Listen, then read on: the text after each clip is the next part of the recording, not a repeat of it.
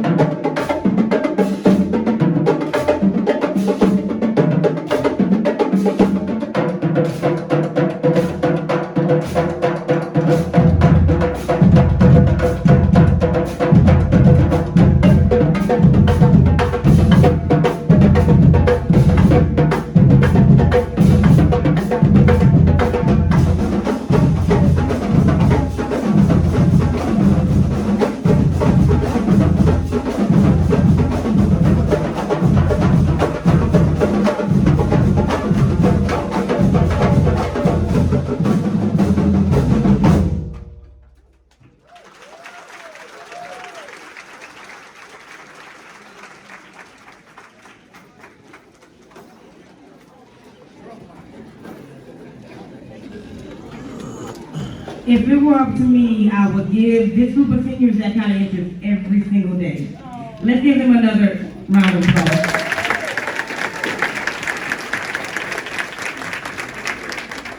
Very, very special group of students. If you guys would please stand again for the presentation of the colors.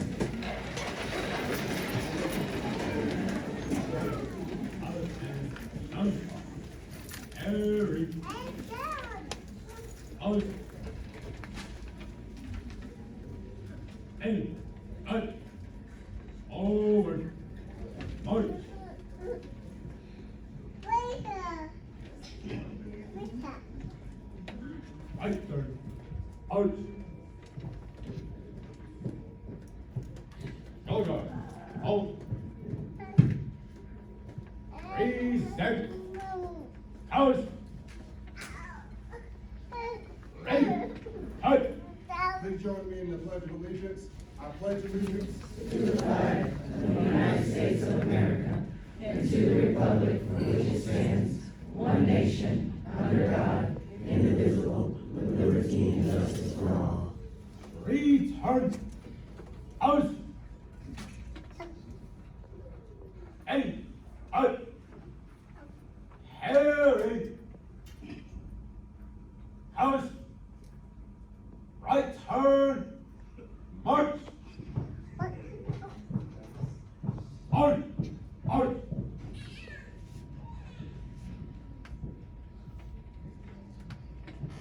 Thank you. You may be seated. Hi, everyone. I want to welcome everyone to our Avid signing ceremony. I am Dr. McKissick, principal here at Conway High School. Students, today is a very, very special day for you. You have worked very, very hard in our Avid program, and today you will continue to do that work by committing to be the best student that you can be by signing your Avid contract. The Avid contract is not only an agreement between you and the program, but it is also a promise to yourself to be the best version of yourself that you can be. That is what makes this ceremony so special. So I want to first thank Ms. Jordan and Mrs. Beard for all of the hard work that you do with our Avid program and for organizing this ceremony. Parents, I want to thank you for also being here to support our students. And I hope that everyone enjoys the ceremony.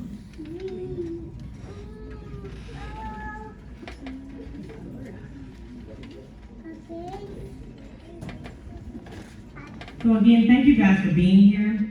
This morning, we are here for our annual Avid contract signing ceremony. We do this every year as a way to have a concrete commitment for students where they are to think about what it is that they want to achieve for the year. So we're here today to celebrate another year of commitment to Avid. And Avid stands for Advancement Via Individual Determination. And in a nutshell, our program is a college readiness program where we do our best to prepare your students for life after high school, whether that be college, career, or military. We want to help them learn how to organize. We want to help them learn how to strategize in their classroom with reading strategies, with test-taking skills. And we also want to expose them as much as we can to careers and to college. So that is what our program is all about, but it's really about the kids. And so I like to say to the kids all the time, I know they get tired of hearing it probably, but we are a family. And I say it and I say it and I say it because eventually they begin to feel it. And the seniors that were escorted in can attest to that. By the time we get to senior year, typically we have a much smaller group. Our kids go to our specialty schools sometimes. We have a few that are absent today, but the senior group, usually they understand what the Avid family is all about. So today we're going to sign our contract, but each of us are here kind of in a different place on our Avid journey. Some of you, our freshmen, are here kind of just beginning, while others of you are already planning for your futures outside high school. Today is about your commitment to excellence and about celebrating your limitless potential. And we used limitless last year as our theme, and I thought it was so fitting for the students that are in our program and for what we do that I wanted to remain with that theme because their talent and their intelligence and all that they can do is limitless. And I want to kind of focus on that for today and for the rest of the year. By signing your contract today, each of you are making a commitment to more rigor, a commitment to serving others, a commitment to setting goals, a commitment to exploration and to growth. Today, freshmen and some of our new sophomores, you are signing your Avid contract for the first time. You are committing to a year of hard work, discipline, and success. The rest of my sophomores, juniors, and seniors, today you are rededicating yourselves to another year of hard work, discipline, and success. To my seniors in particular, I want to say thank you for your 4-year commitment to our Avid program. It's senior year, it's here. I've been telling you since the 9th grade you're going to fly by and you'll be seniors before you realize it, and you are. And I wanted to tell you guys thank you for allowing me to be a part of your journey, for allowing me to see you grow up.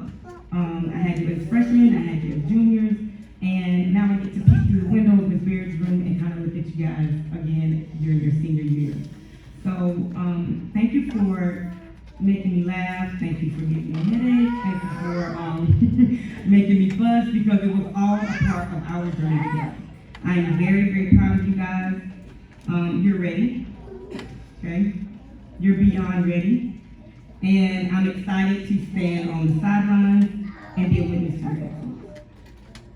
Congratulations to each of you for committing to your own personal advancement via individual determination today for your 2022-23 school year. We will now have today's hearing. I will now share a brief history of our Conway High School Avid Pledge, and after which all Avid students will stand up to recite the pledge.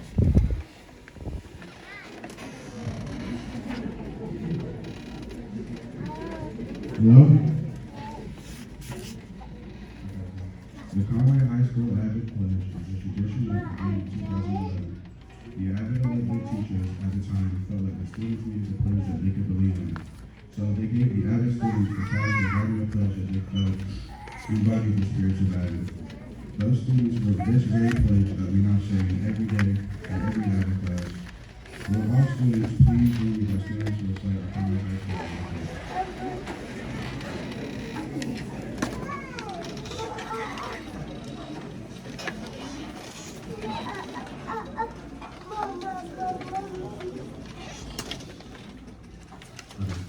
We are high school Avid, anchors and believers.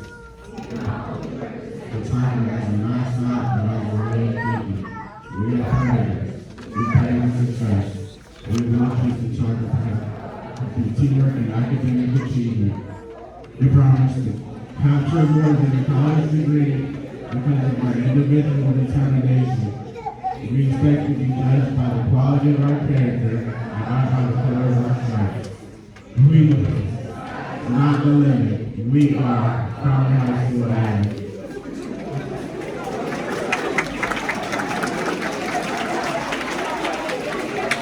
Thank you, David. He knows it. He's just a little nervous. He knows it. Parents, that pledge is on the back of our program, and we're inside our program, and I would invite you at some point to take a look at the words there that our students wrote many years ago and that the students recite each morning. We hope, our hope and our goal is that our students begin to believe, live, breathe, walk, talk those words as Conway High School Avid students. Hi everybody. How y'all doing? So this poem is called It Couldn't Be Done by Edgar Guess. Somebody said that it could be done, but he with a chuckle replied that maybe it couldn't, but he would be one who wouldn't say so till he tried. So he buckled right in with a trace of a grin on his face. If he already hit it, he started to sing as he tackled the thing that could be done, and he did it. Somebody scoffed. Oh, you'll never do that. At least no one has never done it. Then he took off his coat and he took off his hat. And the first thing we knew, he'd begun it. With a lift of his chin and a bit of a grin, without doubting or quitting, he started to sing as he tackled the thing that couldn't be done, and he did it. There are thousands to tell you it cannot be done. There are thousands to prophesy failure. There are thousands to point out to you one by one the dangers that wait to assail you. But just buckle in with a bit of a grin, just take off your coat and go to it.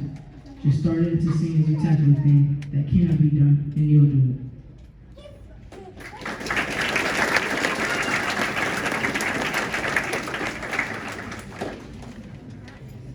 Thank you, Joel. Everybody said hi, so I guess I gotta say hi. So this is the biography of Mr. Soros. Joshua Soros lives in the heart of downtown Conway with his wife of 2 years old, where they are raising 3 boys, Caleb, Micah, and Ethan, and one girl named Grace Howard. Joshua is from the South, Atlanta, Georgia, and he's partial to Southern culture. He enjoys college football, great coffee, all things sneakers, blessing with his kids, taking his wife on dates, and drinking. Joshua's journey in ministry over the past 15 years has taken him from Dallas, Texas, where he helped start a church to pastoring a church in Nevada, Brookings. In Bailey, Colorado, he and his wife have journeyed overseas from the Amazon rainforest to the jungles of Philippines on short-term missions, trips to encourage, equip, and train pastors. He and his wife have also been educators in Kirby Independent School District and Richardson Independent School District in Dallas, Texas area. Now, he and his family are in Conway to start a church. has a bachelor's in history from Georgia State University, a master's of theology from Dallas Theological Seminary, and is currently working on his doctorate in multiplication from Loyola University.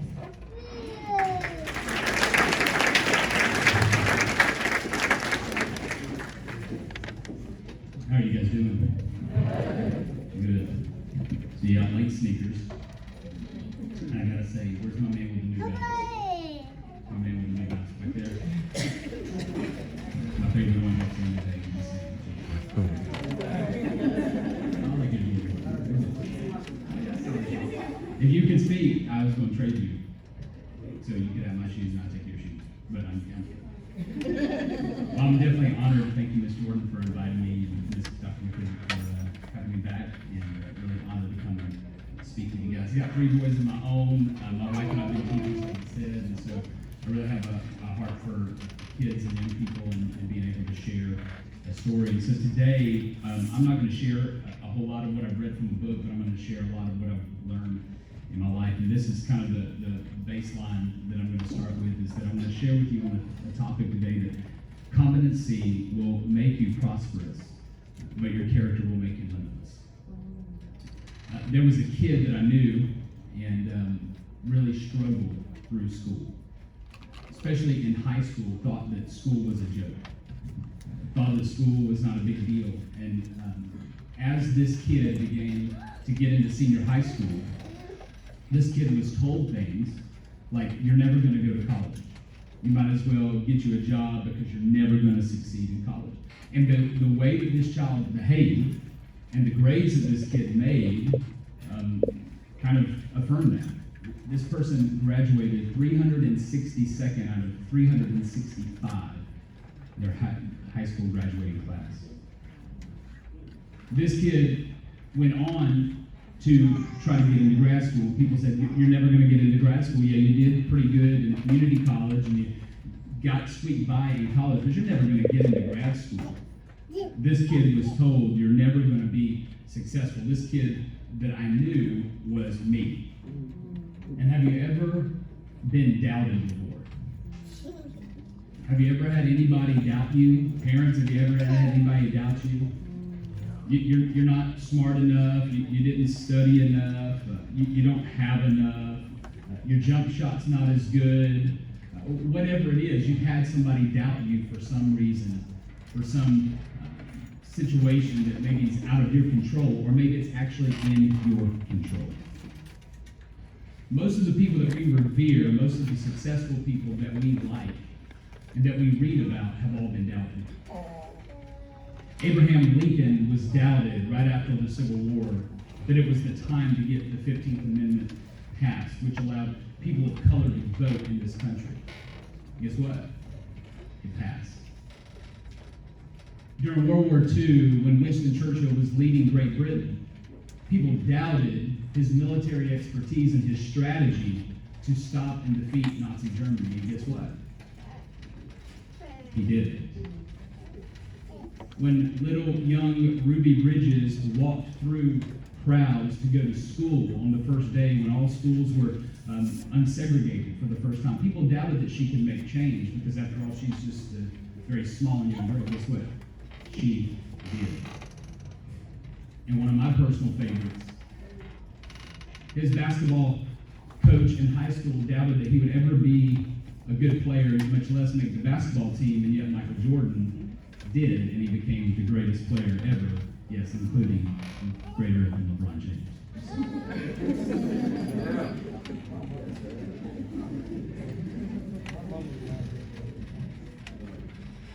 Here's the thing.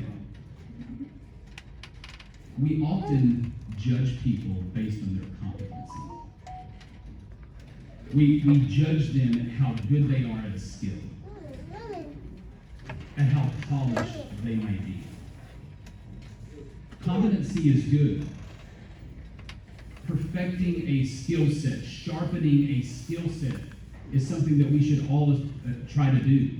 No matter what you are, if you're a writer, if you play in a band, if you play a sport, right? If you're an artist, those are skills that we should always seek to sharpen and seek to elevate and make better. I'm not saying that. But we adore our heroes ultimately because their character outpaced their competency.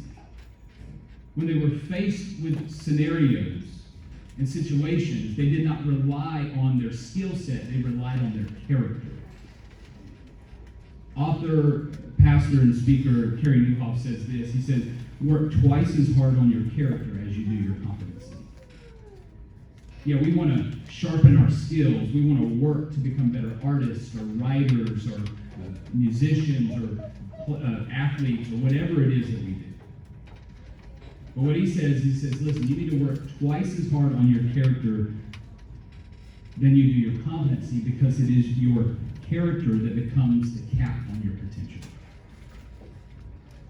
Your character becomes the cap on your potential, not your skill set. Give me someone who has a high skill set, a high character and a low skill set, versus someone who has a high skill set and low character, and the person with the greater character will outpace that person over time. And so your competency makes you prosperous, but your character makes you limitless. And so I want to share with you a few points that I have learned over the years at the age of 40 to help identify and sharpen your character over your competency. The first is to live with integrity. Integrity this is how I define it. It's doing what is right regardless of personal cost. It's decision making. Your integrity is seen in how you make decisions and how you respond to circumstances and what you do when your back is against the wall, when you're put in a corner. And integrity is doing the right thing regardless of what it costs you. I tell our boys, you tell the truth. You may have heard this. Tell the truth, and you're not going to get in trouble as much as if you tell a lie. Because if you tell the truth, you might get caught. You might have to suffer the consequences. But telling the truth is a decision to live with integrity over trying to cover up something that you did. If you make a habit of trying to cover up something that you did, eventually you're going to cover up big things, and that's going to lead you down the wrong path. One of the ways that you can live with integrity, that I believe, is that you develop values and you live according to those values. You say, this is the person I'm going to be, and this is the person I say I'm going to be, and this is how I'm going to live it. Let me share with you a scenario that happened just this week. So we're planting the church and we're having baptism, and we are renting a space that is not our own. Baptism is, when you dunk people in the water. It's an Urban Dictionary definition of baptism. We had a couple people that wanted to do baptism differently, right? Some people wanted to have it inside, some people wanted to have it outside, but to have it inside means that we were going to have to move things that we didn't have permission to move, and we were going to have to bring a bunch of water in a gymnasium that could leak out on the floor and mess it up. And we have said that we are in our community for our community. And so we asked the principal never got back to me. Very, very busy week. And we had some people in our group saying, well, just ask forgiveness later. It would be easy to do that, but this is what we've said. We put a value, a core value that says we're in our community for our community. So when we make decisions, we don't make decisions based on what we want. We make decisions based on what's good for and honoring to the people that are allowing us to use our building. Right? So guess what? Regardless of the personal cost, whatever other work we have to do, we're going to have it outside because the principal never got back with me. That's how you make decisions when you have integrity. Because integrity is predetermined. It's not responsive. When you live according to your values, it doesn't matter what anybody else does. It doesn't matter what they say. It doesn't matter what they write about you. It doesn't matter the scenario that's going on around you. It doesn't matter what your friends do, what your friends don't do. When you live a life of integrity and you live according to your values that you have etched out, your response is always predetermined. Because you know who you are and you live according to your values. I tell my 3 boys all the time. One is 2.5, so he doesn't understand this, but my other 2 understands. I said, it never matters. You can't control what happens to you, but you can always control how you respond. And there are going to be things that are difficult, and there are going to be things that are joyful, and there are going to be things that happen to you that are unfair, and there are things that happen to us that are hard and unfair, and we never saw it coming. But when you live a life of integrity, your response to that is predetermined to do what's right regardless of personal cost. I'm just going to tell you, we don't have a lot of rules in our family. We have 3 values: respect, honor, and thankfulness. Those are the 3 things. Respect, honor, and thankfulness. So I don't tell my boys, well, don't do this and don't do that. I mean, sometimes I do, but for the most part, here's the question. When you said that, were you honoring your brother? When you said that, were you honoring your mother? Well, I don't like what we're having for dinner. Are you being thankful? Because there's a lot of kids that would love to have what you're having for dinner, even if it is a Lunchable.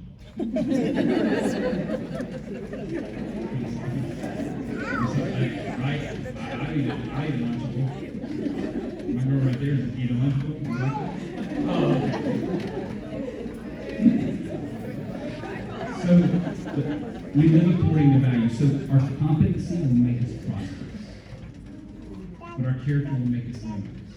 Because the cap on your potential resides in your character more than it does your competency and your skill set.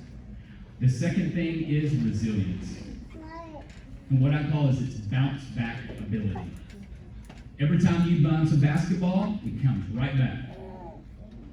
You bounce it on the hardwood, you bounce it on the concrete, you bounce it on the blacktop. It doesn't matter what it bounces off of, it always bounces back. Resilience is the bounce back ability. It's the ability to take whatever it is, success and or failure, and come back from it. Winston Churchill, one of my favorite people in history, has a quote, and I love it. It says, "Success isn't not final." Meaning if you've been successful one time, it doesn't just stay with you. If you're successful in the first test of the year, that doesn't carry you through the end of the semester. So success is not final, and failure is not fatal. Meaning if you fail once, you fail a couple times, that doesn't mean that you're done for the rest of your life. I would say, and I think he would say, failure is a necessary part of the growth process. Because if you're not failing, you're probably living too safe. But it is the courage to continue that counts. It's the courage to have success and say, I'm going to have the bounce back ability, and I'm not just going to rest on that success. I'm going to bounce back and have success on the next test, and on the next test, and on the next test. It's the bounce back ability to say, just because I didn't do great on the first test doesn't mean I'm done for the rest of the year, because I'm going to have the bounce back ability, and I'm going to come back and I'm going to have a better score on my next test than I had on my first test. It's that bounce back ability and the courage to take a step forward. It's the courage to do that. Because here's the thing, we're all going to absorb circumstances in our life. And one of 2 things is going to happen. Circumstances are either going to give you a resilient heart or a hard heart. You're either going to be able to bounce back or you're going to be stuck. And that means whether you win or whether you don't win. My grandmother, when I was about 17 years old, had knee surgery.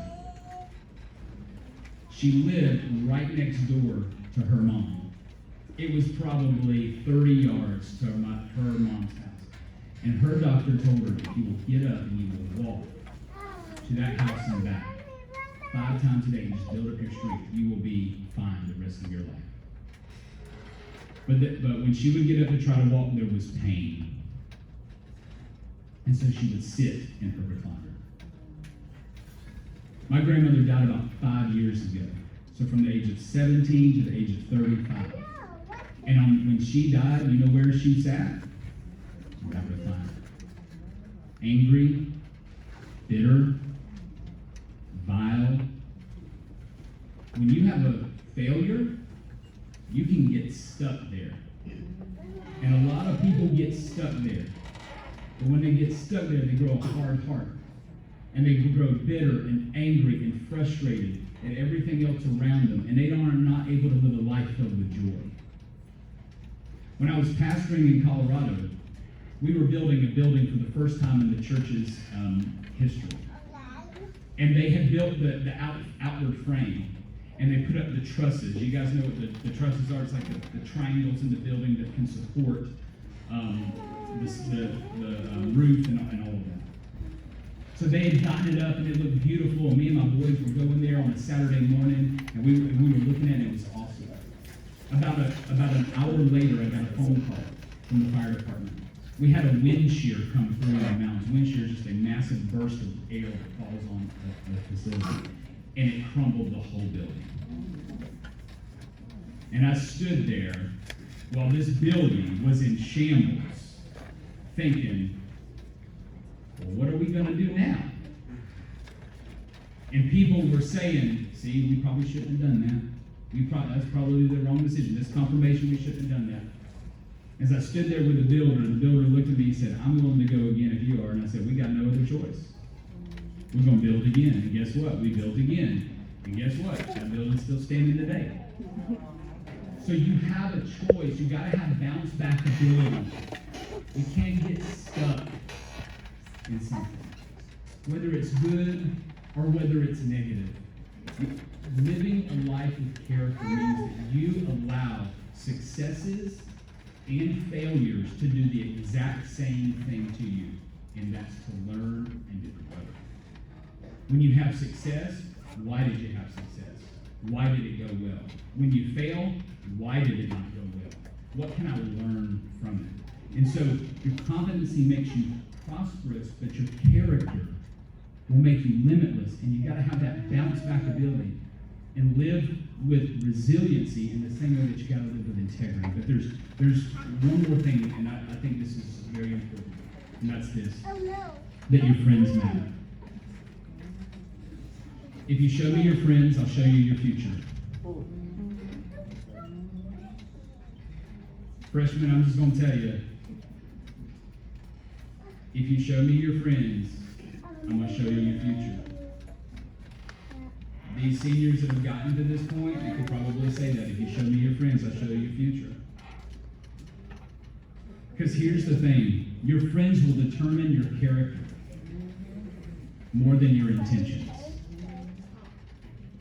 Your friends are going to determine your character more than your intentions. You've got to have friends that build you up. You've got to have friends that are for you and not take something from you.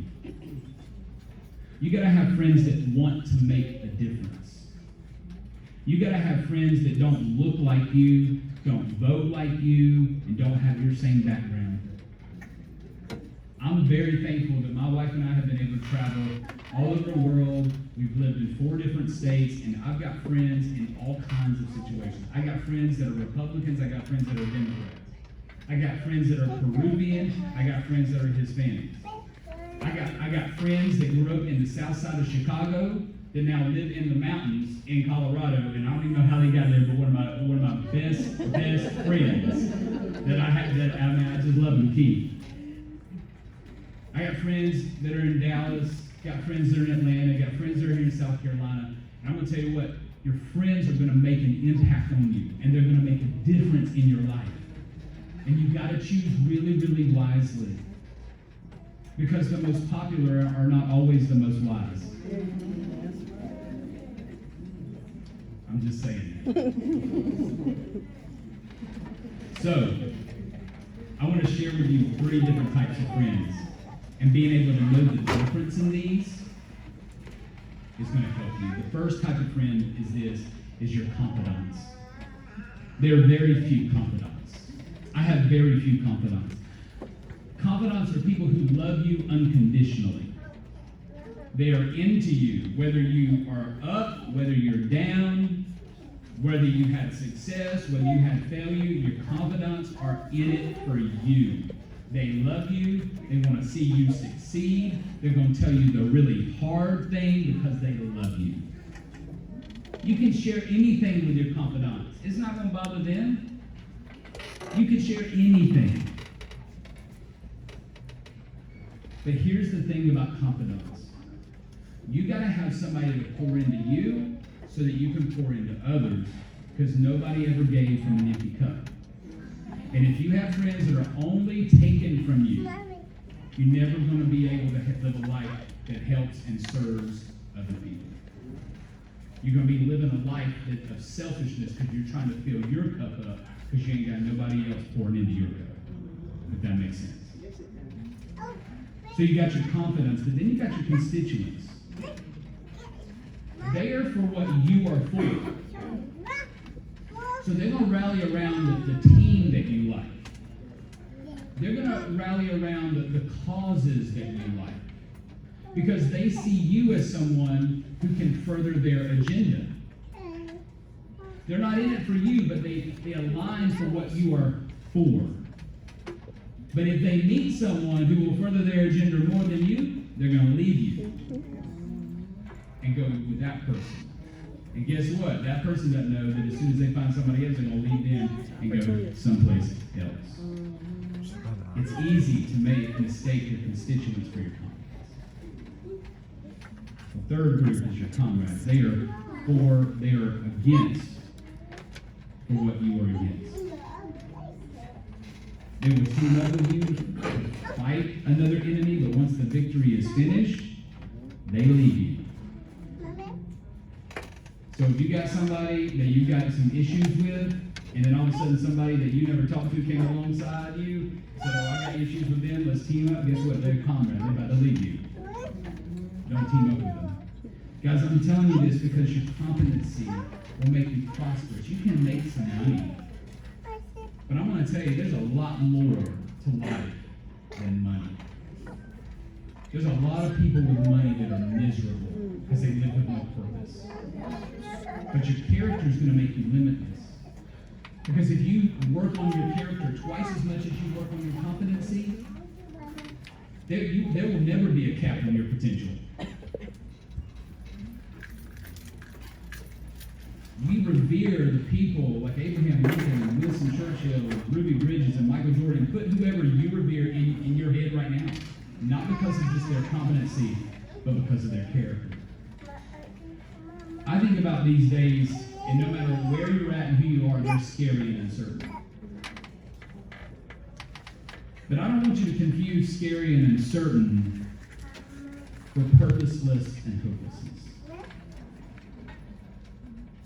Because it's often in the scary and the uncertain times that limitless people are birthed.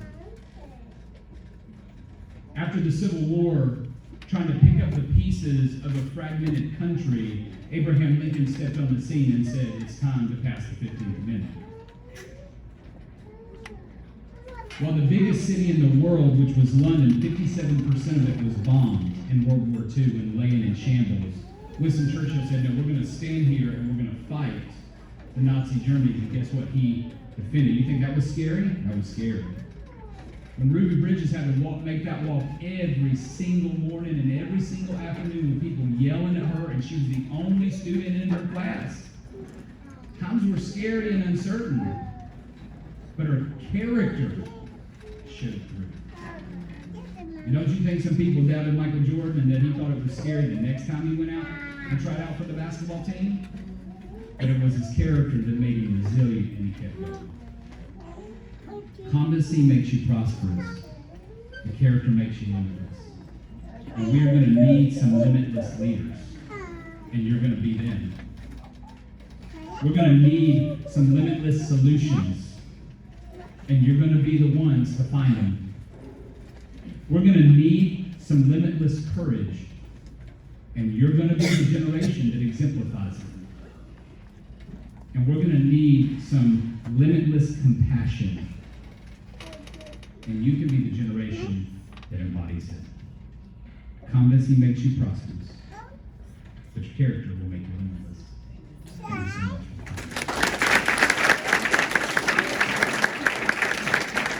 Pastor Sarah, another round of applause.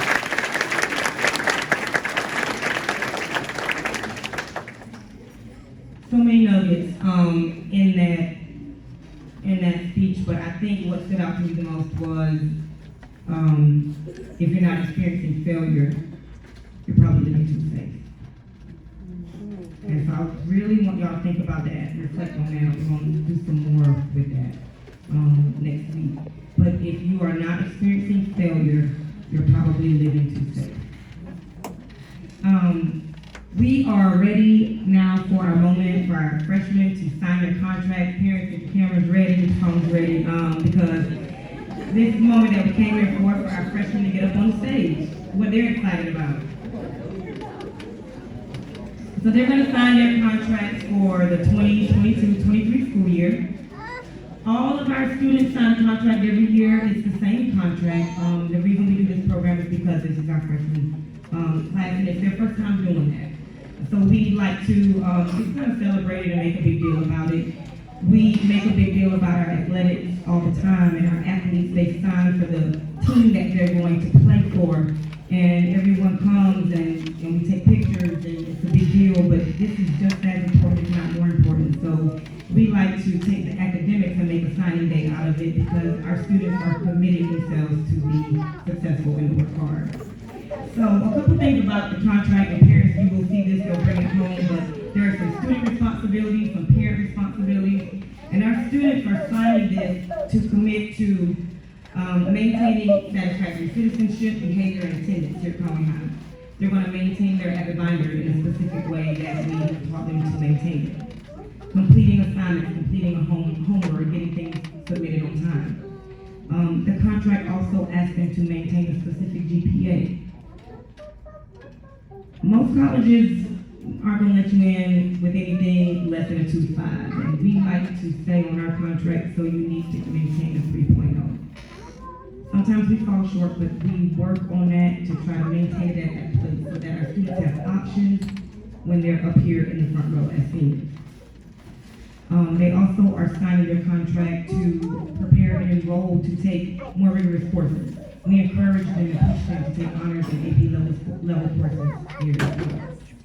So parents, you play a major role in making sure that your students live up to these responsibilities. So there's a place for you to sign as well. And as I said, we'll be sending that contract home for you to sign, and then our students will bring it back to us. So if I can have my students who are going to help me up here on the stage, Aubrey and Zach and Lafayette, if you guys come up here. And Daniel, if you will go get the first row, right?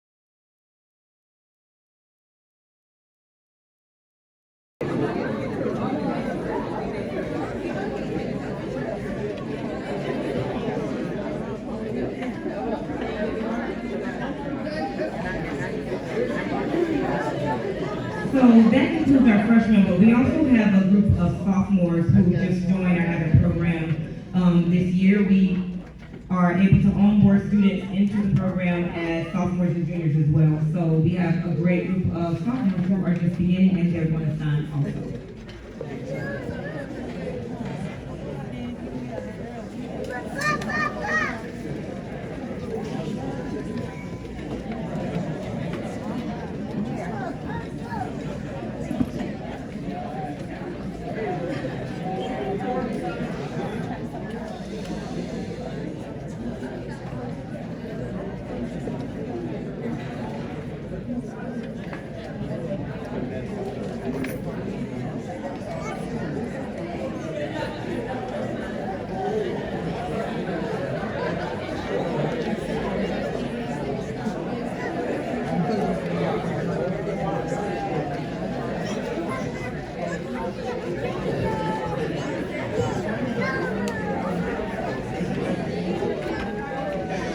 I'll keep it down.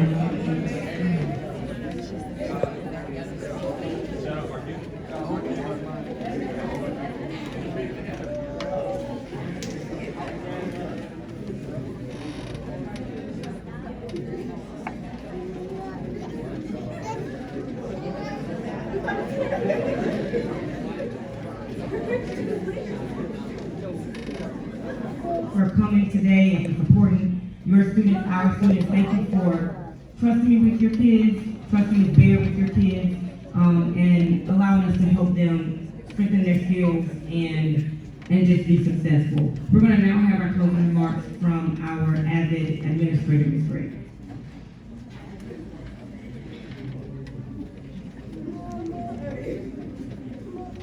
Thank you, Ms. Jordan.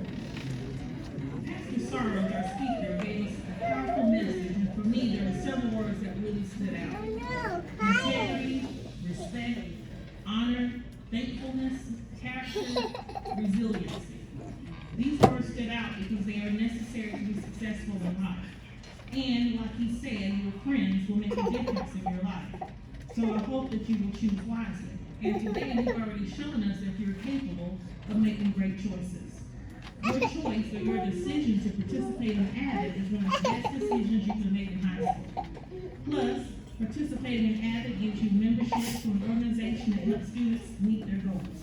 And our goal and our job is to help you meet every goal that you have in your future. And your successful future. We are glad you are here and we look forward to a great future in Avid. Parents, we want to thank you for coming today and thank you for partnering with us in your child's educational pursuit. At this time, we're going to conclude our program, and parents and students, we ask you to join us for refreshments. Thank you.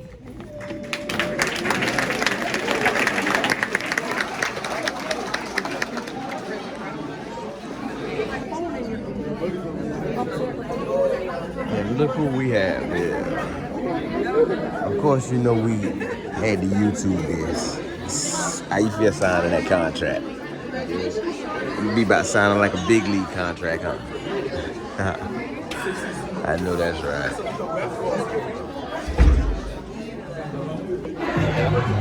Yo, so we right here chilling with my fellas. No basketball practice today, right? We got to do a whole lot more hanging out there. This is one of Jordan's friends right here. Jordan, well, he can introduce himself. James Dion, you know what I'm saying? He hit the gym with him. I just met him. Jordan's been knowing him and going to school with him. You know what I'm saying? That's like I say, man, I'd much rather see the kids in the gym than in the street. So hopefully this basketball season right here, they'll be successful, make the basketball team. You know what I'm saying? Even if it don't, y'all know me. You know what I'm saying? I always say, each one teach one. We'll meet up at the gym. We'll make something happen, man. So right now, I'm about to enjoy Jordan, his friends, and all these other kids out here. You know what I'm saying? That in the Avid program and everything else, man. So y'all stay tuned. Yeah, this your boy Rich _ everything with an A, and you now locked in to RE Films, Mr. Uncut, Raw.